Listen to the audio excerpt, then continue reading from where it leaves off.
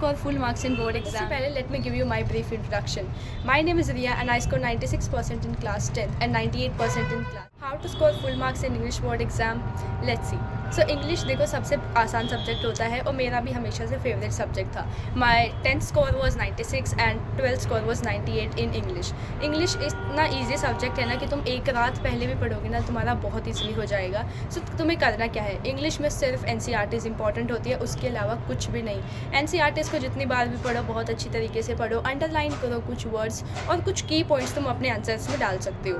And अगर तुम्हें फिर भी ये डाउट हो कि मैं कोई क्वेश्चन बैंक लूँ या ना लूँ तो वैसे तुम्हें कुछ ज़रूरत नहीं होती है. ठीक है, मैंने 10th में लिया था आई परचेज एडू कार्ड. अगर तुमको लेना ना बहुत अच्छा क्वेश्चन बैंक है, तुम ले सकते हो क्योंकि pre board UT even final board exams में भी 20 to 25 मार्क्स का जो पेपर था वो एडू कार्ड से ही आया था. वैसे ज़रूरत नहीं है, लेकिन अगर तुम्हें फिर भी थोड़ा और ज़्यादा कॉन्फिडेंट होना है तो तुम ले सकते हो, definitely no problem. First is NCERT, second is अगर कोई क्वेश्चन बैंक लेना हो तो नहीं. और एक चीज़ तुम ज़रूर कर सकते हो कि अपने बोर्ड एग्जाम से पहले एक PYQ या फिर कोई एक सैम्पल पेपर ज़रूर सॉल्व करके रखना, सो दैट तुम्हें अपनी स्पीड का पता लग जाए ताकि तुम्हारा एग्ज़ाम स्किप ना हो. क्योंकि बहुत सारे बच्चों की यही प्रॉब्लम होती है, उनको आता सब कुछ है बट स्पीड की वजह से एग्ज़ाम स्किप हो जाता है. सो इंग्लिश में नो झंझट, ओनली NCERT ढंग से पढ़ो. एंड इंग्लिश में एक फ़ायदा भी है कि तुम चैप्टर स्किप भी कर सकते हो. सो 12th में बहुत ज़्यादा बड़े बड़े चैप्टर होते थे तो मैंने खुद ने स्किप किया था. और अगर तुमको फिर भी थोड़ा डर लग रहा है कि नहीं हम नहीं स्किप करना चाहते हैं, so what you can do is कि तुम एक यूट्यूब लेक्चर देख लो उनका and then you are good to go. अगर मैं यूट्यूब लेक्चर की बात करूँ तो 10th में I preferred Simran Sahani and 12th में I preferred some other YouTuber जिसका मुझे नेम याद नहीं आ रहा है, याद आएगा तो मैं बाद में स्क्रीन में डाल दूँगी. तो तुम उनके वीडियो देख सकते हो, बहुत अच्छे वीडियोज़ हैं और तुम्हारा सारा सिलेबस कवर हो जाएगा. If you like the video, marks in maths board exam, let's see. So मैं हमेशा से एक ऐसे स्टूडेंट थी मैथ्स में जिसके 90 to 95 प्लस मार्क्स आते ही थे. Although I was not a very topper कि जिसके 98 99 मार्क्स आए स्पेशली इन मैथ्स, लेकिन फिर भी कुछ सिंपल टिप्स है जो आप भी फॉलो कर सकते हो और बहुत अच्छे मार्क्स मैथ्स में ला सकते हो. सबसे पहले तो 80% ऑफ पेपर NCERT से आता है, तो NCERT तो बिल्कुल भी स्किप नहीं करनी हो, भले ही वो 10th बोर्ड एग्जाम हो या 12th बोर्ड एग्जाम हो.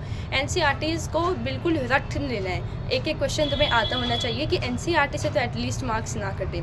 और क्योंकि अभी तुम्हारे पास टाइम नहीं होगा, लेकिन फिर भी अगर तुम करना चाहते हो तो RS के जो सोल्ड एग्जाम्पल होते हैं, एक्सरसाइज तुम्हें करने की ज़रूरत नहीं है बट सोल्ड एग्जाम्पल तुम कर सकते हो, जिससे तुम्हें एक बहुत अच्छा जो है क्वेश्चंस करने का तरीका पता लग जाएगा. एंड जो 20% पेपर होता है जो थोड़े से मॉडरेट टू हाई लेवल का होता है वो तुम्हारा कवर हो जाएगा.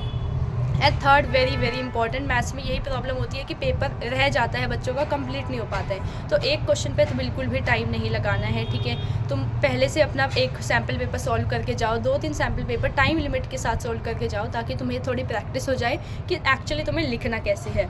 एंड अगर मैं किसी बुक्स या इन सब चीज़ों के मेंशन करूँ तो ऐसे तो कोई भी नीड नहीं है. तुम बस PYQ करो, सैम्पल पेपर करो and you are good to go. Follow for more and do like, share and subscribe.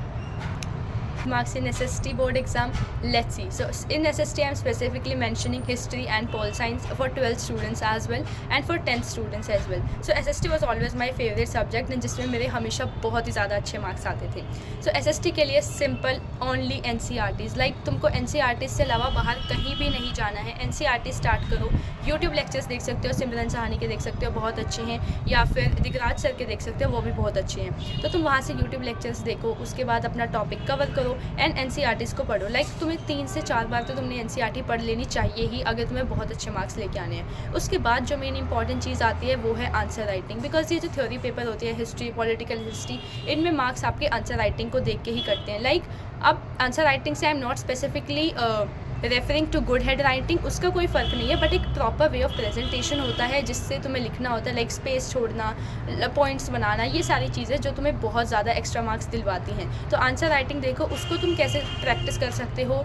Just CBSE की साइट पे जाओ, टॉपर आंसर शीट देखो और देखो कि उस टॉपर ने कैसे लिखा है उस आंसर को, और तुम भी वही सारी चीज़ें जो है इम्प्लीमेंट कर सकते हो.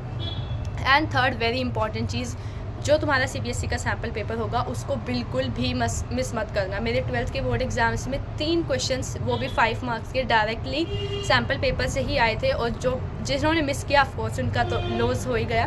बट तुम्हें बिल्कुल भी ये सैम्पल पेपर मिस नहीं करना है. सैम्पल पेपर को ज़रूर सॉल्व करो, कभी कभी डायरेक्ट क्वेश्चन भी आ जाता है. एंड अगेन प्रीवियस ईयर तो बहुत ही ज़्यादा इंपॉर्टेंट है. कोई कुछ भी कहे लेकिन क्वेश्चंस रिपीट होते हैं, उस टॉपिक से रिपीट होते हैं, और तुम्हें ये भी पता लग जाएगा कि कौन सा टॉपिक इंपॉर्टेंट है, कौन सा टॉपिक इंपॉर्टेंट नहीं है। एंड कोई अगर मैं बुक्स की बात करूँ तो आई डोंट थिंक कोई सिस्टम में तुम्हें बुक लेने की ज़रूरत है, सिर्फ आंसर राइटिंग पे फोकस करो, थोड़ा स्पीड थोड़ी जल्दी बढ़ाना, और एक स्ट्रक्चर लाइक तुम डायग्राम्स बना सकते हो, फ्लो चार्ट्स बना सकते हो।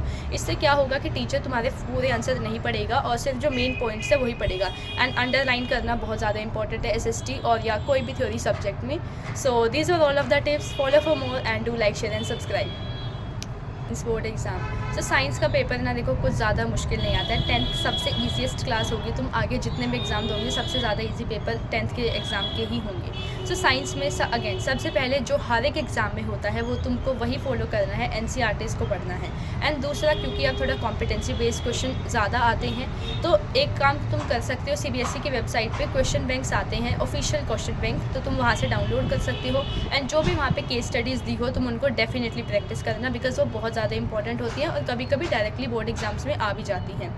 और तुम्हें सारी क्वेश्चंस याद होनी चाहिए, in text question, back exercise question, सब कुछ तुम्हें बहुत अच्छे से करना है, बिकॉज कुछ भी स्किप करोगे तो लॉस तुम्हारा ही होगा। एंड NCERT से क्वेश्चन आते हैं, ऐसा नहीं है कि कोई बहुत ही हाई लेवल का पेपर आ जाएगा, JEE नीट का पेपर आ जाएगा, ऐसा कुछ नहीं होता। बहुत ही मिनिमम बेसिक लेवल का आता है, थोड़ा सा 1-2 क्वेश्चन लाइक डिफ़िकल्ट होते हैं अगेन सेपरेशन करने के लिए टॉपर्स और एवरेजेस में, बट अगेन बहुत अच्छा तुम कर सकते हो अगर तुम NCERT पढ़ते हो। सारे क्वेश्चन सॉल्व करो, वीडियो लेक्चर्स देख सकते हो जिसके भी तुम्हें पसंद हो यूट्यूब पे। अगर तुम चाहते हो कि मैं थोड़े यूट्यूब चैनल्स को एक्सप्लोर करके तुम्हें बताऊं, so you can tell me in the comments, I do it. And all the best thing and IT board exam. So ये 2 ऐसे सब्जेक्ट है ना जिनको तुम बिल्कुल भी मिस नहीं कर सकते, बिकॉज मोस्टली स्कूल्स में 6 सब्जेक्ट होते हैं, और अगर तुम्हारा एक भी सब्जेक्ट में कम मार्क्स आए तो तुम अगेन ये वाले सब्जेक्ट जो है तुम्हारे वो उसको रिप्लेस कर सकते हैं मार्क्स, और ये इनका पेपर बहुत ज़्यादा इजी आता है। बट अगेन पेपर इजी आता है इसका मतलब ये नहीं हम इसको बिल्कुल स्किप कर दे। सो इनका ना सिर्फ एक सिंपल फंडा है, भले ही तुम ये काम अभी कर सकते हो, यूट्यूब पे सर्च करो अपना जो भी तुम्हारा है IT बोर्ड एग्ज़ाम क्लास 10, और ऐसे ही तुम पेंटिंग का सर्च कर सकते हो क्लास 12 के लिए। जो भी यूट्यूब वीडियोज़ आए, वो जो भी नोट्स बनवाए उसको आज नोट्स बना लो।